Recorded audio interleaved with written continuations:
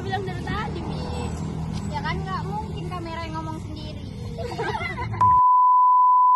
Oke, halo teman-teman semua, selamat datang di video kami.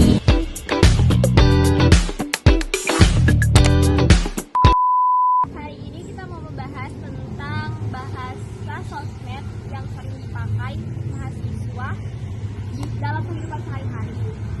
Fokus dulu, woy. Ntar aku lagi nengok string.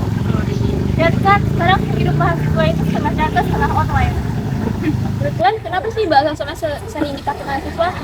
Menurutku ya, karena mungkin kita suka konten itu, jadi buka omongan. Iya. Terus siang aja dibilang gini loh. Sekarang itu bukan healing sih, memang.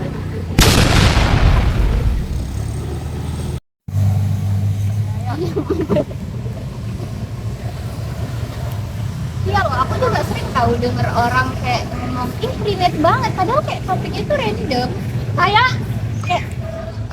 sekarang panas banget tahu. Ih, relate. Ya kan?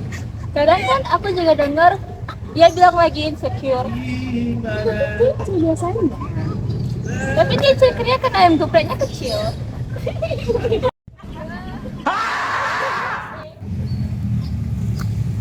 Apa emang bahasa sosmed bikin ngobrol lebih santai sih?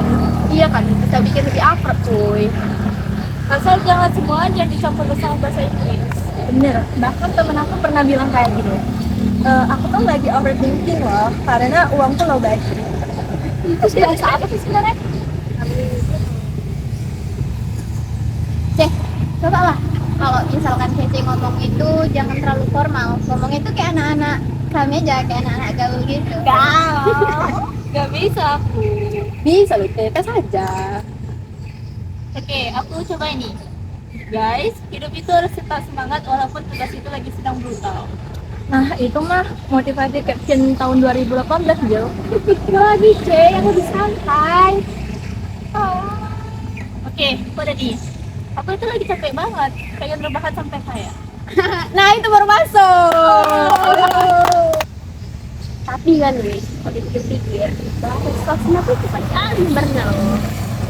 Iya, sumpah. Soalnya kayak hari ini tuh viral kali kan di sosmed, kayak di TikTok, di Instagram. Terus besoknya semua orang ngomongin itu. Terus besoknya lagi udah hilang gitu aja. Kadang yang ngomong aja nggak tahu artinya. Real. Nah kan, mulai lagi.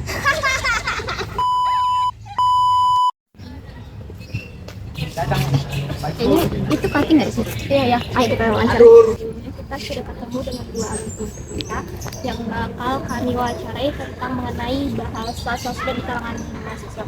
Sebelumnya, abang-abang bersedia untuk kami wawancarai. Boleh perkenalkan diri kami dulu. Saya Andito Bintang Jeremia Fardide dari mahasiswa Fakultas Hukum Sembilan Area. Saya Raipo John Istowapan dari Fakultas Hukum Universitas Medan Area semester 4. Menurut abang, kenapa sih sekarang banyak banget mahasiswa yang pakai bahasa-bahasa update dari sosmed? Itu kira-kira kenapa mereka suka menggunakan bahasa? Pertama kan kita itu hidup di era teknologi informasi ya, di era media sosial. Terutama mahasiswa ini, anak-anak muda ini kan banyak yang menggunakan media sosial, mengikuti tren-tren. Nah, itu terbawa arus, jadinya terikut dalam ngomongnya sehari-hari itu juga ikut jadi. Jadi kalau dia ngomong seperti itu, jadi dia di teman-temannya di media sosial juga jadi ikut afdol. Jadi orang kadang mengikuti tren-tren di sosial media itu ada afdol, ikut-ikutan, FOMO, bagian ketinggalan. Nah, seperti itulah kira-kira. Akan bahasa sosmed tuh lebih banyak dampak positifnya atau negatifnya? Kalau menurut saya lebih ke arah dampak negatif. Nah, untuk tren-tren sekarang ya apalagi di media sosial itu lebih ke arah tren-tren yang berbau pornografi, kemudian tren-tren tentang pembulian, rasisme dan lain sebagainya, sehingga kayak bahasa-bahasa kita kalau itu sering digunakan ya, sehingga mengikis moral bangsa, moral anak-anak muda sekarang. Kalau abang-abang pernah nggak melihat dampak negatifnya itu misalnya di kelas atau pas di kelas atau di sekolah? Kalau menurut saya sering, jadi interaksi dengan dosen itu bahkan sering menggunakan bahasa-bahasa media sosial itu, sehingga dosen merasa tersinggung, tidak mengerti, dan itu dia menganggap berupa benci. Bagaimana sarannya agar kami itu mahasiswa bisa tetap belajar tanpa melupakan aturan bahasa yang baku?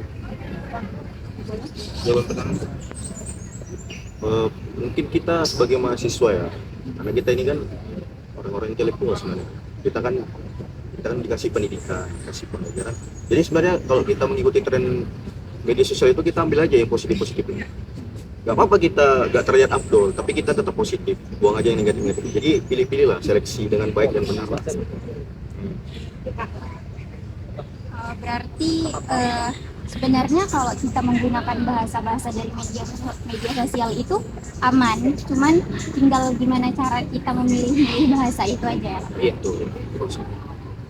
Oke, mungkin sekian dari wawancara kami hari ini. Terima kasih buat abang-abangnya yang udah bersedia untuk kita wawancarai.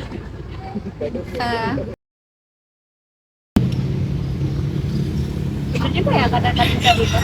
Iya, nggak masalah pakai bahasa sosmed asal nggak berlebihan. Karena bagaimanapun ya, kemampuan bahasa formal itu tetap yang paling penting.